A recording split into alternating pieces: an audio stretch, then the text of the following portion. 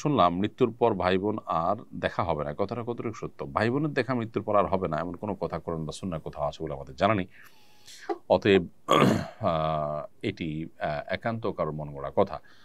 যদি ভাই বোন জান্নাতি হয়ে থাকেন তাদের সাথে সাক্ষাৎ হবে, কিয়ামতের ময়দানে সাক্ষাৎ হতে পারে। আল্লাহ তাআলা বলেছেন ইয়াউমা ইয়াফিরুল মারউ মিন আখিহি ওয়া উম্মিহি ওয়া আবিহি, মানুষ কিয়ামতের ময়দানে নিজের ভাইকে দেখে পলায়ন করবে। তাহলে যে দেখা হবে না এ কথা তো সঠিক নয়। সম্প্রতি একটি মাদ্রাসার হিফজ বিভাগের একজন ছাত্রের মৃত্যু নিয়ে আলোচনা হচ্ছে। অনেকে মনে করছেন অত্যধিক প্রহারে তার মৃত্যু হয়েছে। মাদ্রাসাগুলোতে যে মাত্রাতিরিক্ত শাসন করা হয় এটা কি শরিয়া অনুমোদিত? মাদ্রাসা কর্তৃপক্ষ অভিভাবকদের উদ্দেশ্যে কিছু বলুন প্লিজ। প্রথম কথা হলো যে বাচ্চাদেরকে শরিয়ার সীমার মধ্যে থেকে শাসন করার অনুমতি রয়েছে।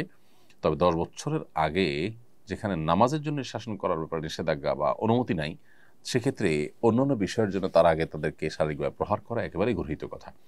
এরপরও যদি শাসন করতে হয়, সেই শাসনটা অবশ্য শরিয়ার সীমানার মধ্যে থাকতে হবে। এটা নির্যাতনের পর্যায়ে যদি চলে যায় সেটা অবশ্যই অপরাধ হিসেবে গণ্য হবে এবং গুনাহ হিসেবে বিবেচিত হবে। অতএব এরকম নির্দয় শাসন যদি কেউ করেন তিনি ওস্তাদ হন আর যে হন না কেন সেটা শাস্তিযোগ্য অপরাধ শরিয়ার দৃষ্টিকোণ থেকেই।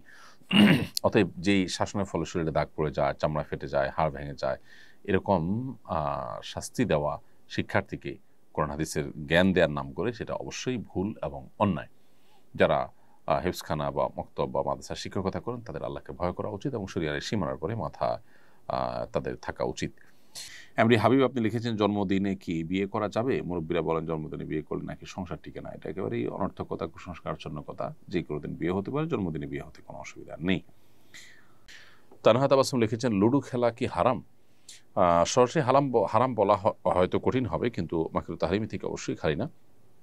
একে তো অনর্থক কাজ, দ্বিতীয়ত যে সমস্ত খেলাধুলা শারীরিক কোনো কসরত নাই, এ সমস্ত খেলাধুলা আসলে কোনো মানুষের রিফ্রেশমেন্টও হয় না, মানুষ আরও বোর ফিল করে।